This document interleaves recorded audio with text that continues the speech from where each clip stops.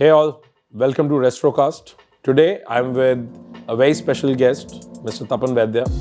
He's the CEO of Papa John's Pizza for UAE and KSA. Tapan's entire journey is inspirational because not only it is full of learnings, but it is full of transformation. Somebody who started at Taj, back in India, and then from hotel industry goes to do great things in building restaurant chains, multiple brands, multiple geographies, and eventually, a few years back, puts his own money and transforms into an entrepreneur for the business that he was already working as a business manager. He was the GM of a large business group who transforms into the CEO by investing his own money. There are a lot of areas of business and life that Tapan embodies, which are worth emulating. But I think what stood out for me was how he defines empathy and how it transformed for the people that he works with over years. This and much more in this conversation. I'm sure you'll enjoy it.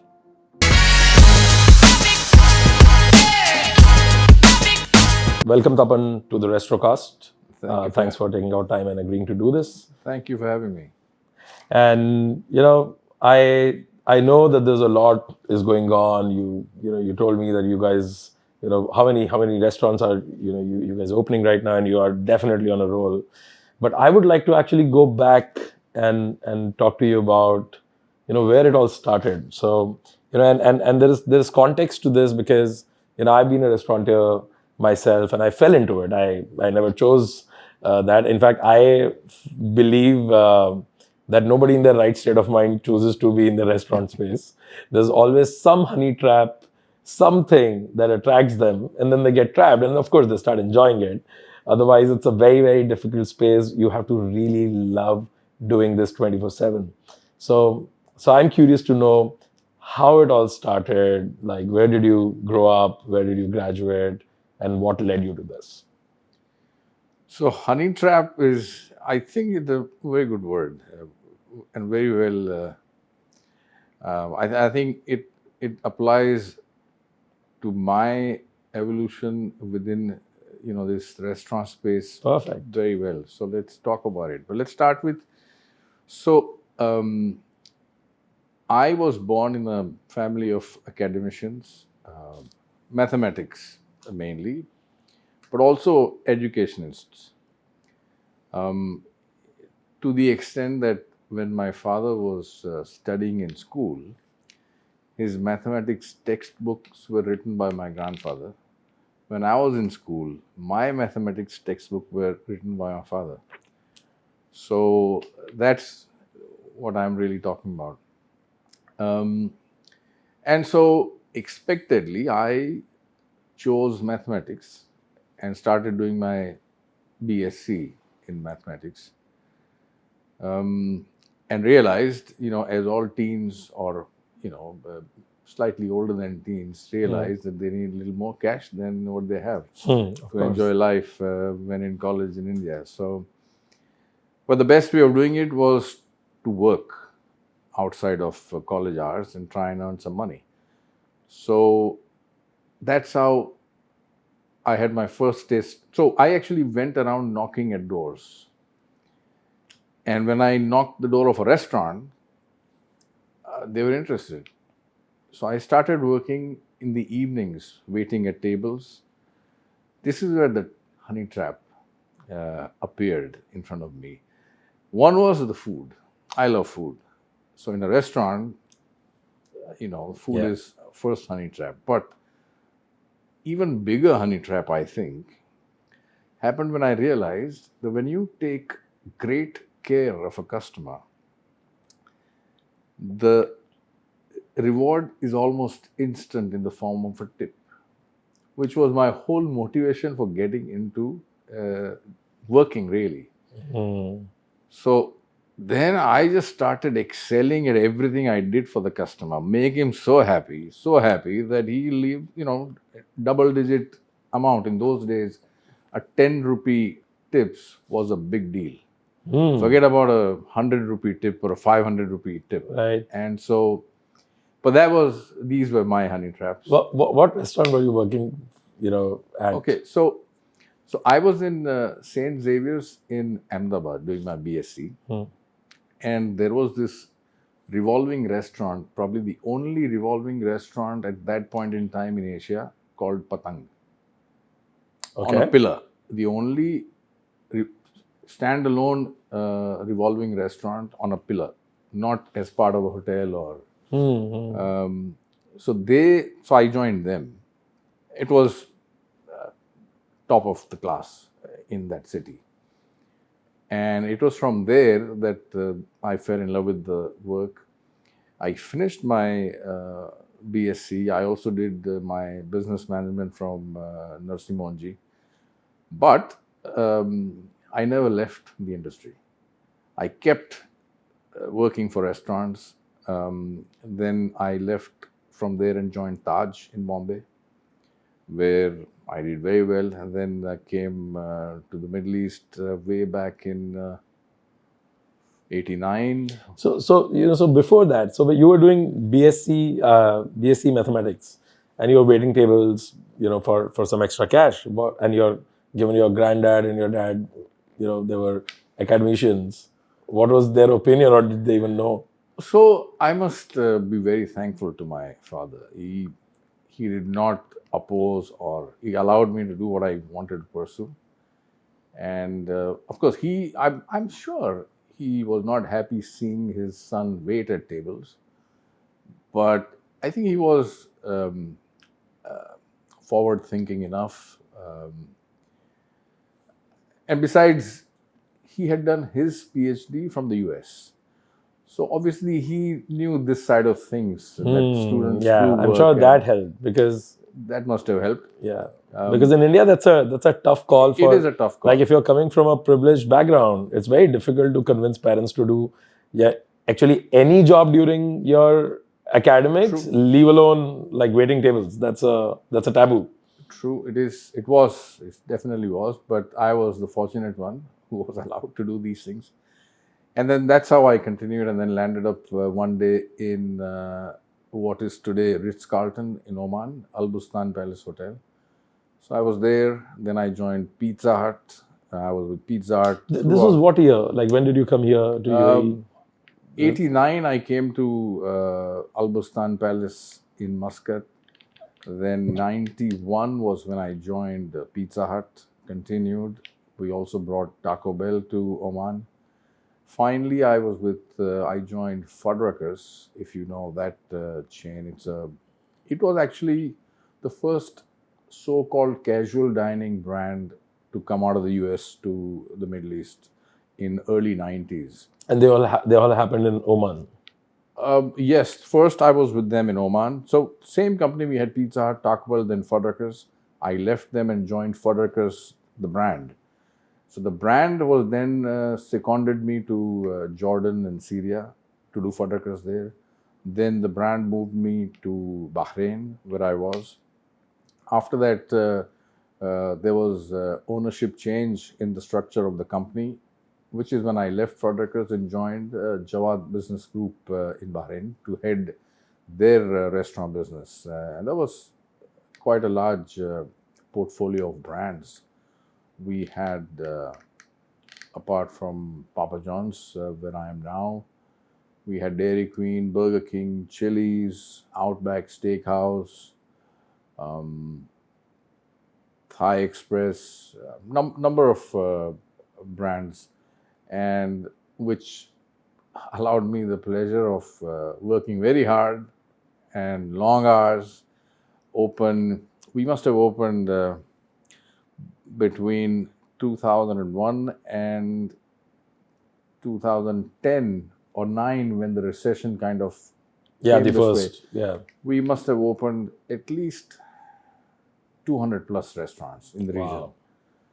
Across all these 4 or 5 brands. Exactly. There were more than 10, 12 brands, which I don't, there was Quiznos, we had Camille Sidewalk Cafe, we had Maggiano's, Romano's Macaroni Grill. So, number of brands. wow. Just But we had great teams to execute that pace of expansion and basically wow customers on the shop floor. So that's what happened. Jawad continued. Unfortunately, Jawad had issues with the retail business, and Jawad decided to exit retail business in 2015. And Jawad also divested their Papa John's UAE business to Levant Capital. Okay. In 2019, Levant acquired 100% of Papa John's UAE. That is when I made the move from Jawad to Levant to be the CEO of Papa John's UAE with my own investment. And since that point in time, we've done really well. We've been expanding. We've signed Saudi Arabia now. We opened our first Saudi restaurant last year, August. We'll complete a year of that. We have 15 there now. Right. And we are now looking at other markets in the region and can't wait to continue this growth. I think great timing to be in Saudi as well. I think the way Saudi is transforming for the last couple of years, it's quite phenomenal.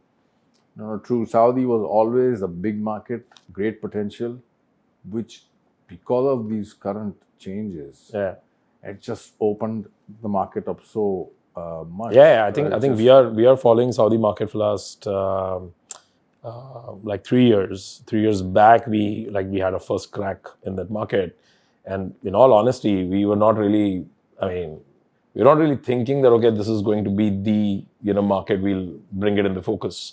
But I think once we went there on the ground and like within 1 year, we felt wow, like there's change. And then last 2 years, I saw the pace of change. I think pace of change is just extremely encouraging. I think Saudi is going to be probably, for all right reasons, the largest bustling market in this entire Middle East. I want to actually go a little back in time again. And you in the passing you said that you joined Taj after your business management, right? So, and you're not a hotel management graduate, right? No. So 2 questions. 1, what happened from business management to Taj? And 2, it's very hard for me to understand and imagine that in '89, what did Middle East look like? Apart from, of course, the opportunity on money, what was it like? Like it's very different. My simplistic view is probably just but when you were at Taj, what were you doing there, and what led you to kind of fly out and seek an opportunity in like this part of the world? Honey trap. So I think so. My role in Taj in Bombay was that of a management trainee. In the equivalent position at that point in time was catering assistant, or you could say an assistant restaurant manager. That's how I would define it. So that was my role. But because I was a management trainee kind of a role, I was going from departments to departments. So I'm not sure if you're familiar with Taj in Bombay.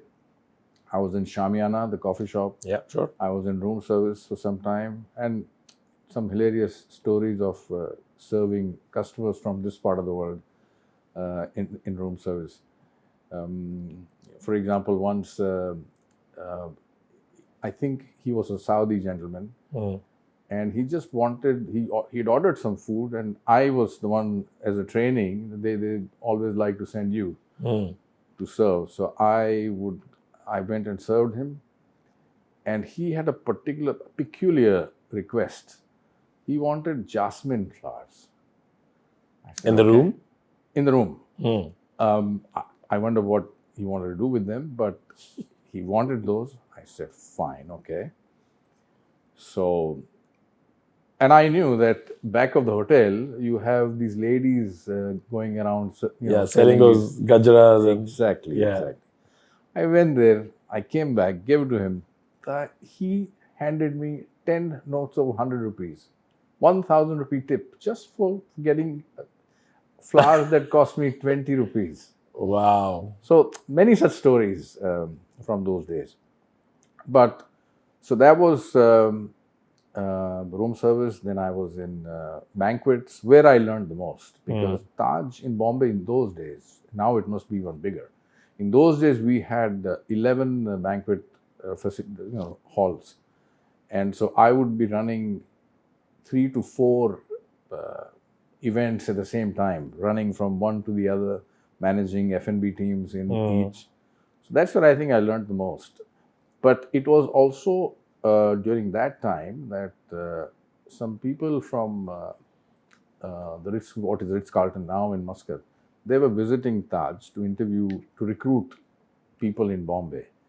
And they happened to see me in action at one of the functions. And so they asked me if I would be interested. I said, I don't know, let's see. I'll come for an interview. So I went for an interview. They selected me. They made me an offer. And that offer, believe me, we are talking about pre-Narasimha Rao India. So we're talking about so-called reforms of the 93. So pre-liberalization. Pre-liberalization, exactly. During the days of Raj, so to speak. So what they offered me blew me off. It was about 6 times what I was getting in Taj. And so I thought about it, and I was talking, but I had not decided, because, you've been in India all your life, all 23 years of my life back then.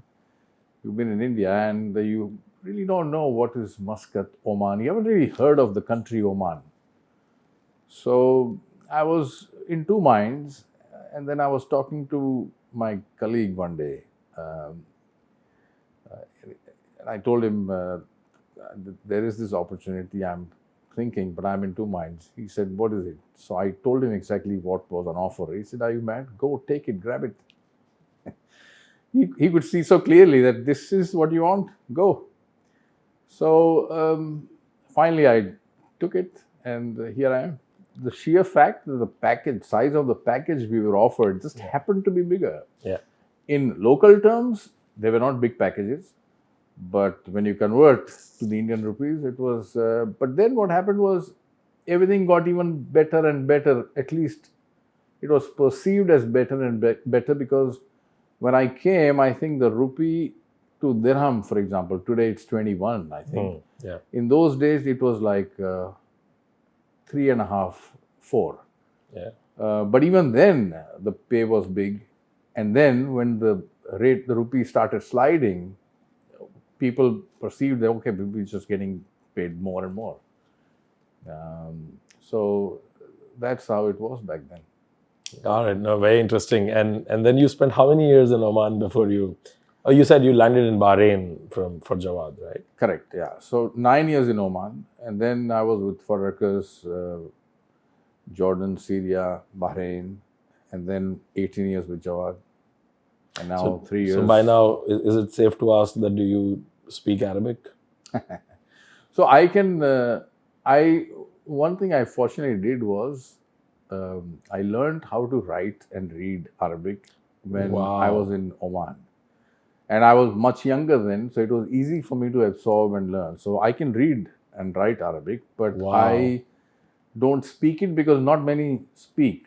When I was in Jordan and Syria, my Arabic really got very good, because people there just don't speak. How can you read and write, but you can't speak? What do you mean by that?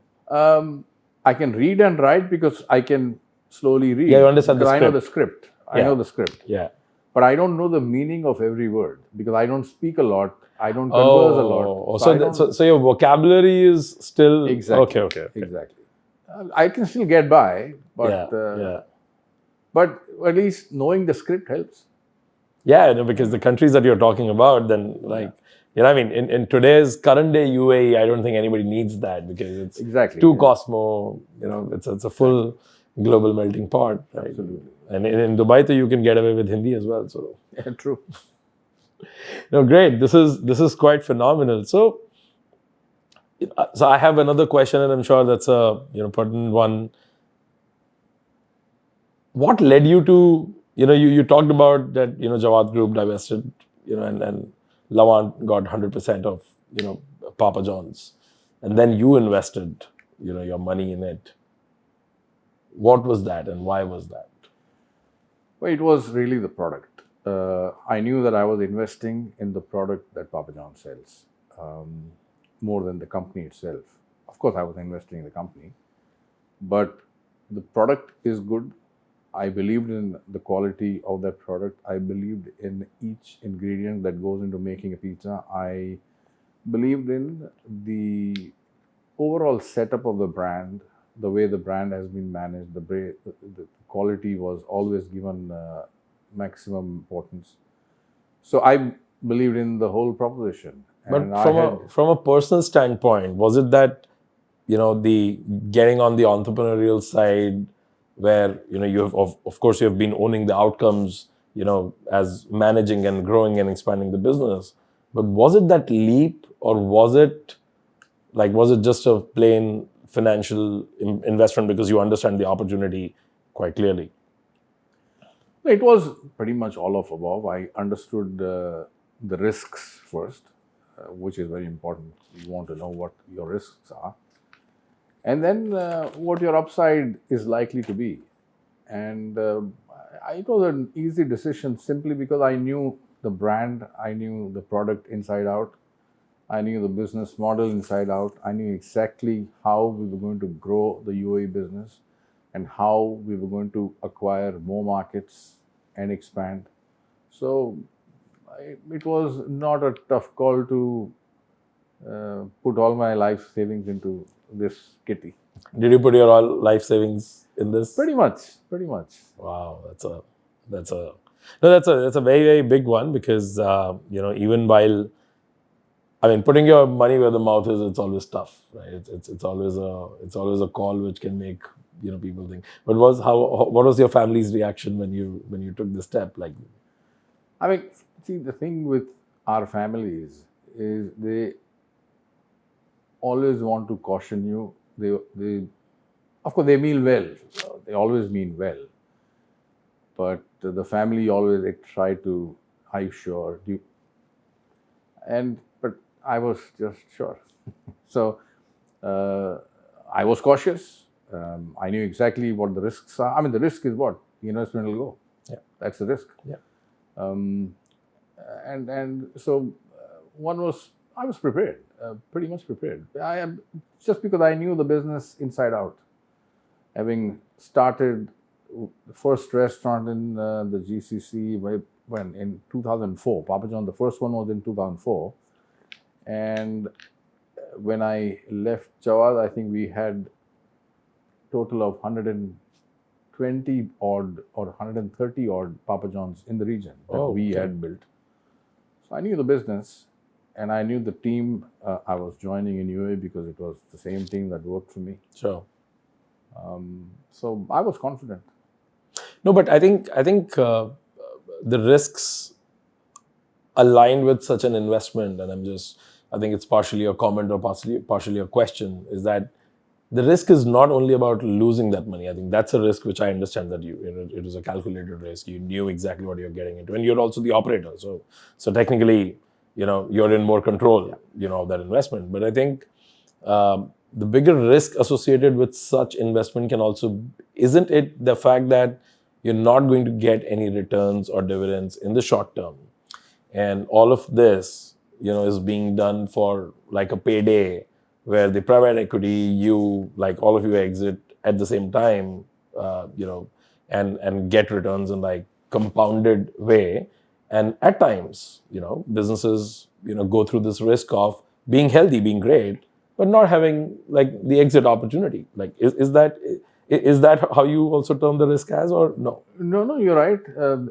You exactly described how it is going to pan out, or at least I thought that's how it would pan out, except for COVID. Overnight, we lost half our store count. We had roughly 46 restaurants, I think at the time, 46 or 7 at the time. March 20. And suddenly COVID came, the government shut down all the malls. Yeah. We are in malls. Half our restaurants shut, simply overnight. So Yes, I mean, I had not provided for that risk. But fortunately, my team and I rose to the occasion. We immediately took stock. The first decision I made, and it was an important one, it really has turned out to be a very good decision, was that we will not let a single soul go to COVID. Wow. We will keep everyone, and the thing was, the COVID situation would go eventually. Yeah. People will come back, restaurants will open. Where will I find trained staff at that time? So we decided we are not going to let anyone go. And then we set about doing other things right. So obviously, restaurants which are closed, we tried and shifted trade area of those restaurants to other neighboring restaurants, and to make sure that now a restaurant that would previously only drive X minutes to deliver a pizza will now drive 5 minutes. But we had to manage, and we without really breaking customers' confidence in the brand, we managed to survive those 3-4 months. And I'm even more proud to say that the entire 2020, which was the most affected by COVID, we managed to pay every team member 100% of salaries without. Wow. So any you are reduction. saying that even in the period when, COVID was at its peak and the uncertainty, rather, I'll say that was at its peak, you're still retaining people at 100% salaries? No. So when we made the decision of not letting anyone go, the only way to make that work was to reduce partly their salaries. Sure. But what I'm saying is, we made that up before the end of the year. Wow. And we Wow. paid them. That's commendable. Yeah. Wow. So, but our team deserves it. They are doing a great job. In your working style or your perception of your own responsibility of the work, not saying that you're not feeling responsible enough before. You've had a great great career, so I don't think that's even under question. But did something change inside you at a personal level in terms of responsibility and the hours that you started putting in, post your investment and you taking over as the CEO? Both the roles, actually, an investor and the CEO, both are like very important and crucial roles. See, there's a change, hopefully every day for the better. Anything changed in me post 19? I'm sure. Not that I can pinpoint, but yes, I'm definitely a lot more responsible. Maybe I'm a little more consciously responsible now. I think also I feel more accountable towards protecting my team's future growth prospects. So I think that is something that has come in post 19, where I am now, in fact, we had a reshuffle within the shareholders, and as a result, we gave the opportunity to some key executives in my team to invest. And I was surprised that as many as almost a dozen of them were ready to invest their own hard-earned money, cash, Wow. into the company, and they've done it. Do you allow outsiders as well? Let me know if anything opens. The ticket size is big, but I will let you know. Yeah, thank you for making me feel poor, but we'll take that.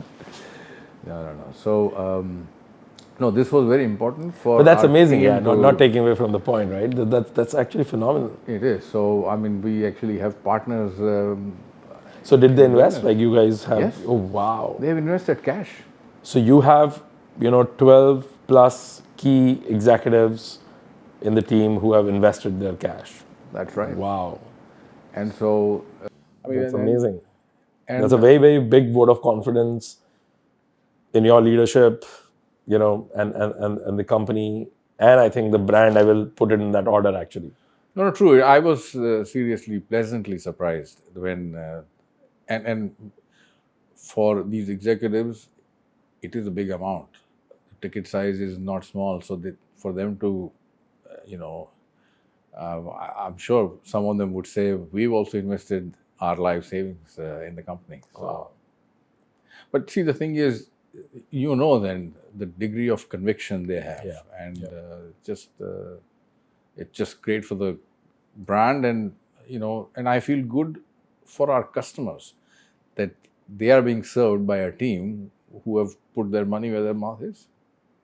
No, that's a big deal, right? But I think one thing that why I asked you that question, that was there a change, post 19, because I do believe that once your money, your investment goes in something, it starts bringing change in your attitude, even though you meant well before, you had great intentions and you're still working hard. My own example is that uh, when I started investing in tech startups like 6 years back, and I used to advise or help or mentor, whatever younger, fellow entrepreneurs, where I was just a little more, where I had more mistakes, than them. But I do saw that change in me, that, I meant well before, but then when I started advising or talking to entrepreneurs where I invested in the business, I will not really say my advice changed. I hope you know what I mean, right? No, no, no. It didn't change, but yeah, I mean, I started feeling like very, very responsible. I was not responsible only for my money. I mean, my 1% was still insignificant than their 99, but I started feeling the responsibility for that 99 as well, in the same tone. No, no, true. And these are normal evolutionary changes that always creep in when your so-called status changes. And even behaviorally, I would say that there have been some changes that I've experienced in me. I'll give one example. Certain things, certain mistakes, or pilferage, or these kind of things that employees commit in restaurants typically. My attitude, not my attitude, but my reaction or my Sensitivity. was always that's it, out. The We just cannot carry an employee who could do this. I think post 19, I've started seeing things a little different. I Not that I never believed in second chance. Um, I believe in second chances, yes. But now I think I've started practicing that unless you give the second chance, you will never know where the second chance is really good for this employee or not. So that has now come into my repertoire of styles that But that's very interesting. Why so? Like, what's your, like, what realization, or what, like, why reverse? Actually, honestly, I would have imagined it reverse. no. So see, that's how the restaurant business is. This when you are dealing with hundreds of restaurants and therefore a few thousand employees, you want to set your policies tight. You want to make sure that standards are held high, and those in breach think 5 times before breaching. Sure. And so you do that. But then with age, you realize that, yeah, you want to do that, but in the process, someone who could have really gotten better, who could have really become a great asset for the company, you just clipped his wings in the bud. And you are essentially not only depriving him of a good career, you are depriving the company of a talented employee. And this is what I've realized over time. So maybe it has nothing to do with 19 or the investment. Maybe it's got something to do with just evolutionary thinking or behavior. But I now look at it this way, depending on obviously the severity of the breach Sure. or violation. But so now I've started definitely understanding, okay, why and what if. And I think we have a few colleagues in the company who are doing very well today, thanks to the second chance, so-called second chance. Has that empathy that you developed, or I think that you got heightened, has that has it rolled in some other aspect of the business as well? Like this one example, is there another one where similar empathy, or you find the root of the empathy at the same place? So I've always believed, and this is how it really is, according to me, the higher you are in the tree, the longer you probably can see. Sure. And so, and this just manifests itself in almost every interaction you have with everyone. And so, whenever I interact with any member of the organization structure, you realize this thing to be true. And that is how I tell myself, no, fine, he is where he is, and this is his viewpoint. And either I show him what I am able to see and convince him, or I buy his story and move on. Wow. So, basically, you're just saying that now that you can see farther or longer, your belief is that if somebody is committing, violating the policy, or committing like a small theft here and there, or committing pilferage, they basically are doing it like as a short-term gain, or whatever is occurring to them in the moment. correct, but it's not just limited to Yeah, I theft or understand that. pilferage. Any behavior, any opinion, or any comment they make, there is a logic to it, and this is a big thing in that logic. So that's actually quite that's amazing, actually. Yeah, because I think the point you made about lending that vision and digging deeper into what is that short-term gain, gratification, or short-term ignorance that somebody is committing that with. There's one more thing that I have introduced, but that I have consciously introduced. It's not an subconscious development. So I make it now that I think about it, a couple of things I do. One is that I meet every new joiner for half an hour. Every new joiner. Every. Every, without fail. We will go to what grade? Everyone who joins the company, I meet them for half an hour on the day of their joining. How many people do you have today? We have more than 1,000, and I'm talking about Saudi, here, everywhere. So if it's Saudi, obviously I can't meet them on their day of joining, but I do that via Teams call. And so obviously now I prefer that our HR teams, they bring them in a group on day one.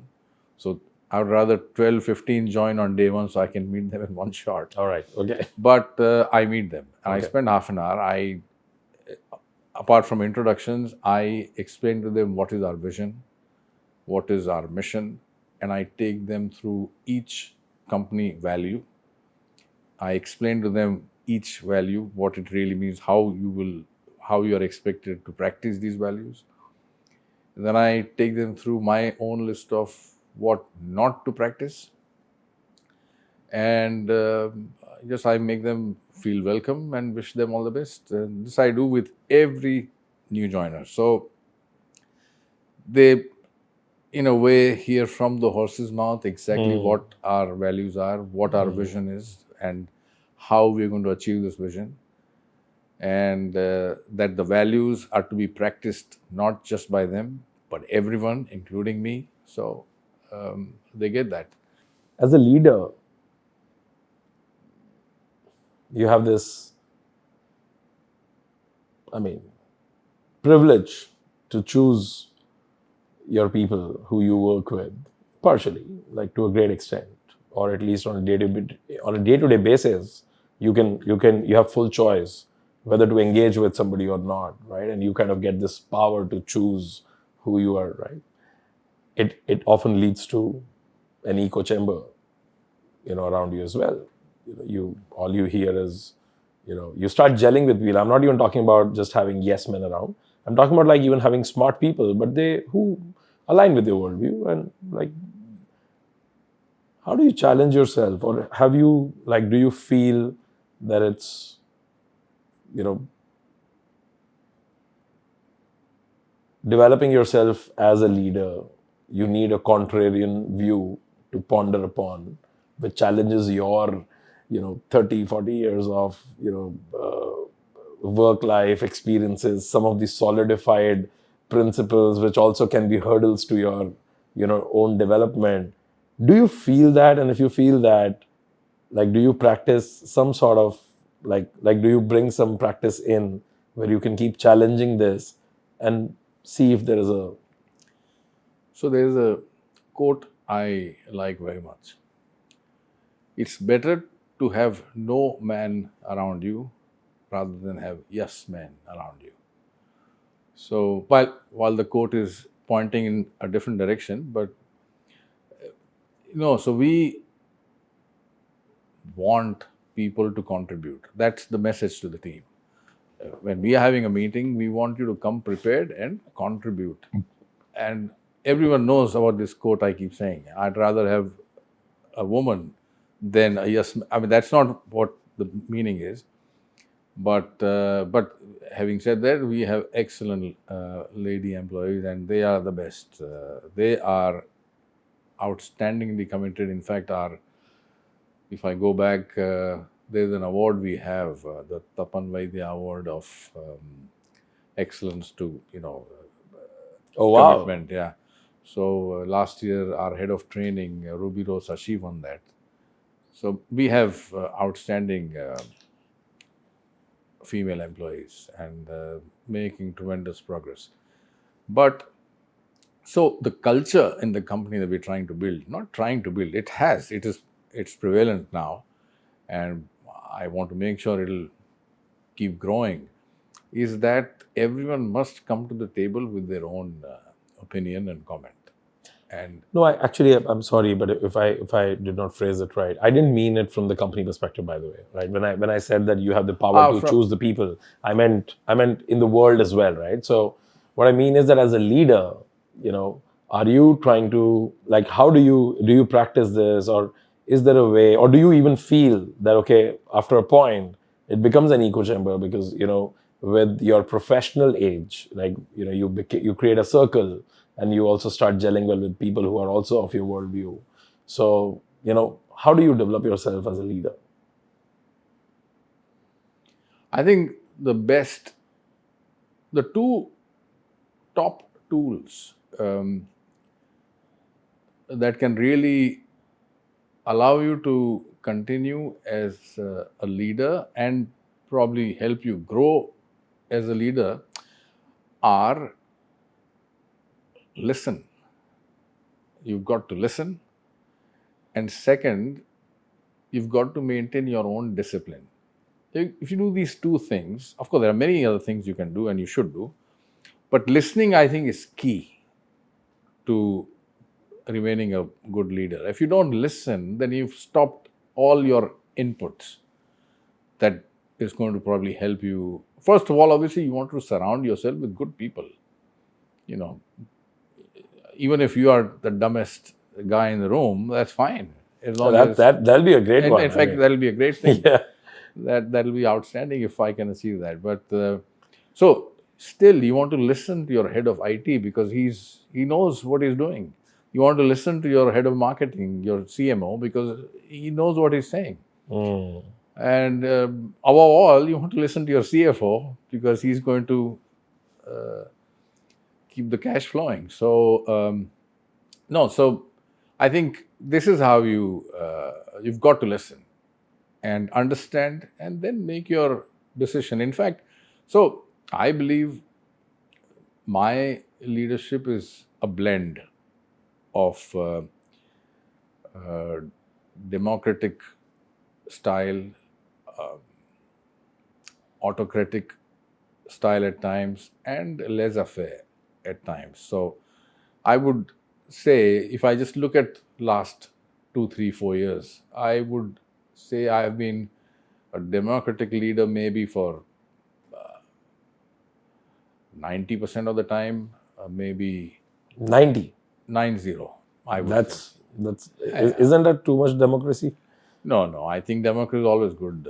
It should be 100% really, but that's not always possible. No, but as a leader, at times, the opinion of a group, and it has nothing to do with the individual smartness of the group, right? But the combined IQ of the mob is lower than the IQ of the lowest IQ person, right? So No, so that's fine. And then the guy with the higher IQ may command higher weightage of voting, but it's still democratic. But no, but the remaining part, I would say that maybe 7-8% would be laissez-faire, where I don't need to interfere. But there are times when you have to step in and say, "Oh, this is it." Yeah. And yeah. so that's how I would define my leadership. So, and to nurture your brain, do you also listen to podcasts or read books or? More books than podcasts. So what's a book that you're reading right now or you've read in recent times that impacted you? No, so let me take you through a journey of the kind of books I've read. And Yeah, sure. So when I was a child, I think my favorite was Jules Verne. So Around the World in 80 Days, 20,000 Leagues Under the Sea, Voyage to the Moon, and so on and forth. I mean, simply because adventure, travel, it was lovely, and that fueled in me a desire to travel the world. In fact, I dreamt back then that I will try and visit 100 countries at least Wow. in my lifetime. Although at that time I didn't know how many countries were there in the world. But now, having become an adult, I realize that it's a tall order. But I've been fortunate to have I'm in my 40s right now. So I'm not, and I think pace of travel now that COVID is behind will only get stronger, and hopefully I will tick off the 100th one day. But no, so that was Jules Verne. Then I will mention Arthur Haley as someone who really made an impact on me, because all his books that I read, and I think I read them all, Airport, Hotel, Wheels, Strong Medicine. See, Arthur Haley studied that topic intricately, and all his books were like a PhD thesis on that business. And it just impressed me so much that I always kept waiting for the next Arthur Haley that I read. And then I also felt that when I take up a project or anything I take up, I must do thorough research and understand what it is before undertaking. Which Arthur Haley book will you recommend the most? Like for me, I would love to read one. I haven't. You should read Hotel. Hotel. Because you were a restaurateur once. I mean, you still are in your heart, maybe. So Hotel would be closest, and it's a nice. And when I was reading that, I was already working in Hotel, so I was really surprised how he would know such intricate details of what goes on inside a hotel. But obviously, he had done his homework. But yeah, but the only difference now is that today's hotels are very different from hotels of the 70s. I think this book was probably written in the 70s. But I'm sure it'll make for a very good reading. After that, I'll talk about my experiments with truth from Mahatma Gandhi. That was a profound and tremendous impact it generated.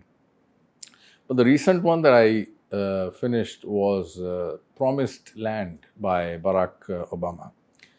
Outstanding book. I mean, you get to see the world from the president himself, his eyes, and during his presidential years. So Anything that stood out for you from this Yeah, man? in fact, I've made some notes. Oh wow! We would love to. Can you read that for us? Yeah, sure. I've written something down. So it's a riveting, deeply personal account of history in the making, from the president who inspired us to believe in the power of democracy. Then the stirring, highly anticipated first volume of his presidential memoirs. Barack Obama tells the story of his improbable odyssey from young man searching for his identity to leader of the free world. Then I also think that the author takes readers on a compelling journey from his earliest political aspirations to the pivotal Iowa caucus victory that demonstrated the power of grassroots activism, to the watershed night of November 4, 2008, when he became the first African American. That was a huge moment for America. Yeah. And also, all the singular insights into the dynamics of US partisan politics, international diplomacy. Obama brings readers inside the Oval Office and the White House, the Situation Room. He takes them to Moscow, to Cairo, Beijing, and points beyond. We are privy to his thoughts as he assembles his cabinet, wrestles with the global financial crisis. It was him, I think, who pulled General Motors, etc., out of the doldrums. The Affordable Care Act. He clashed with his own generals about Afghanistan, the policies. And not only that, he authorized Operation Neptune's Spear, which led to the death of Osama bin Laden. And so all of this made serious reading for me. And this beautifully written and powerful book captures Obama's conviction that democracy is not a gift from high above, but it is something founded on empathy and common understanding and built together. Very super book. Wow. Okay. So, but do you also read these? Have you been reading these memoirs on or biographies of leaders, or this is like the one that just No, so another biography that made strong impact on me, but I was more impressionable, I guess, then, was Sir Charles Chaplin. I read his biography in the 90s, I think, and that was huge for me because although the world knows him as just a comedian or an actor, he was a lot more than that. He was a lot more, and he had some seriously humble beginnings too. So the story of his life was fantastic. No, but I'm not heavily into reading biographies only, but when it counts, yes. So, quick two, points if you want to touch upon, um, you know, given that in the market, COVID is hopefully past us and we have other problems like war and recession looming over, and I think people are looking at that. But I think from the business as usual, aggregators have played like a great role, in kind of Many restaurateurs would not agree, but yes. yeah. So I'll come to that, right?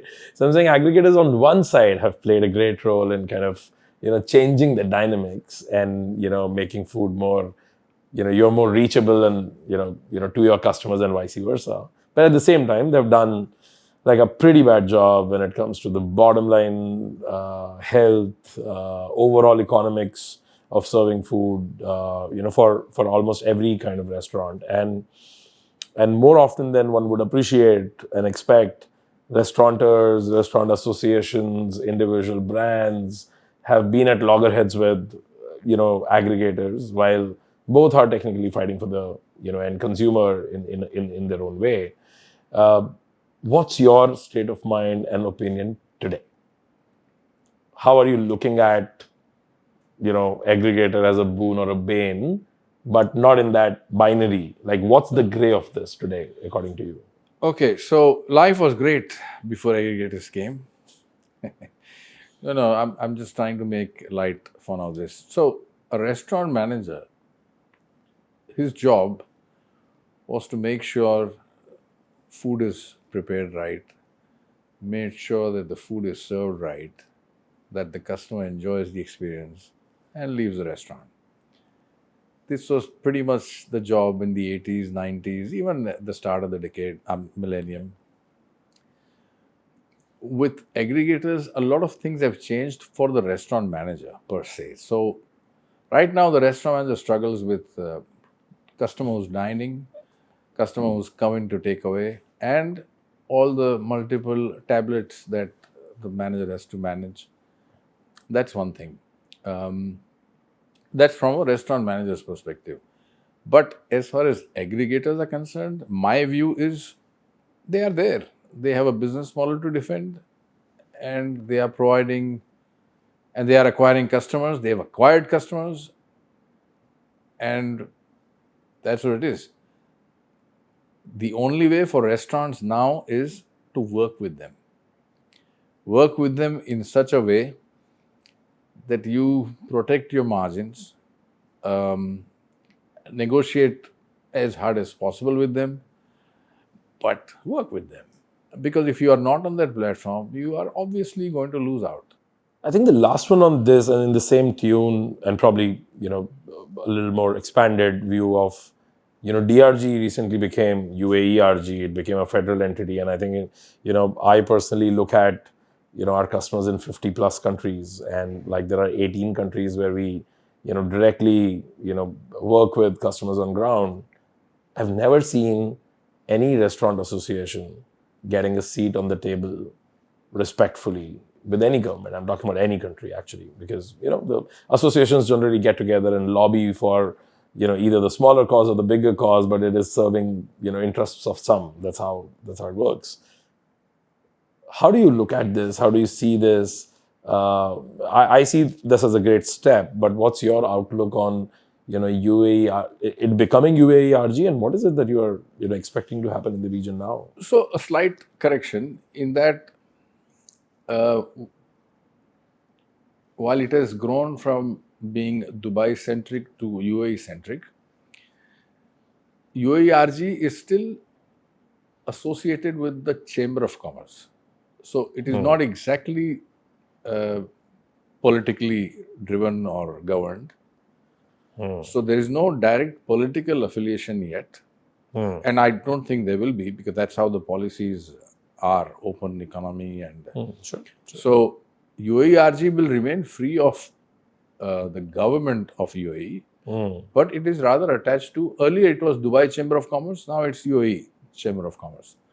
So, it's become federal in that sense, but it's great because, the first thing is, in this part of the world, the industry never had a voice to start with. Yeah. And with DRG, we had voice. And now with UAERG, the voice has become even bigger. And in fact, we are doing some great work within UAERG. And our members, those who are members, Papa John's is a member of UAERG. I'm on the advisory board. Yeah. So members are benefiting by being members. And I would recommend all the restaurant operators in UAE to become a member. Absolutely. And have a voice in what goes on. And lobby the industry, because this industry is important with the kind of tourism related arrivals that expected, and how tourism is going to drive the economy. I think our industry is really all set for the next phase of growth. No, I'm sure. I think it's also a great bonding mechanism for restaurateurs, especially in Dubai and UAE overall, because one thing which is really different, which I see in Dubai, in Singapore, in more Cosmo, like few centers, Cosmo financial centers in the world is Right. that so many nationalities actually start working together, that while one believes that they are mingling, they're not. They're coexisting, and they're coexisting in their own silos, right? So and there's so many invisible cultural nuances and barriers, which most of the times they don't come on the same page. So I think in that sense, UAERG is kind of a very great leveler for everybody to kind of have the opinion for the same cause, while you may be a Russian restaurant or a Thai restaurant or a Japanese or an Indian or an American. No, absolutely. You hit the nail on the head. I think UAERG is that. Not only that, even at the board level, UAERG has members from across the section of society, and so even the board and the advisory board is a melting pot in a way. And yes, we are working hard to see that the membership also grows in the same direction. Perfect, sir. Any signing off words for for restaurateurs, aspirants, aspiring entrepreneurs in hospitality space, and all kinds of stakeholders in hospitality who will be watching this. Any signing off note from your journey so far, to them? I think to all entrepreneurs who are trying to get into the restaurant business, I think the one thing they must keep in mind is in our days, we used to say food is the most important thing. And now it's not only food which is the most important thing. So many other things are important, but food still remains the most important thing. And what I would further say is that when you price your food, do not underprice it. Do not, of course, you don't want to overprice yourselves and get thrown away from the competition, but do not underprice, otherwise it just gets too hard. Yeah, I think bottom line is going to be the god and order of the day. Restaurants used to be top line, high margin businesses back in the day, and I think with the bottom line shrinking, you don't really want to dabble on the wrong side, of things, and then reduce your quality because you did not price that right. True. Yeah.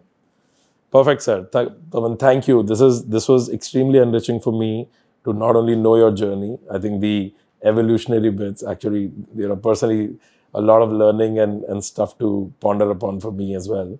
I wish you all the best in the Papa John's journey for 75 to 100 and beyond. And I'm sure, with the kind of investment that you and your key executives brought on board, I think there's no looking back. It's only going to go bigger. So thank you for being on the Restrocast, and wish you all the best for the journey ahead. Thank you for having me.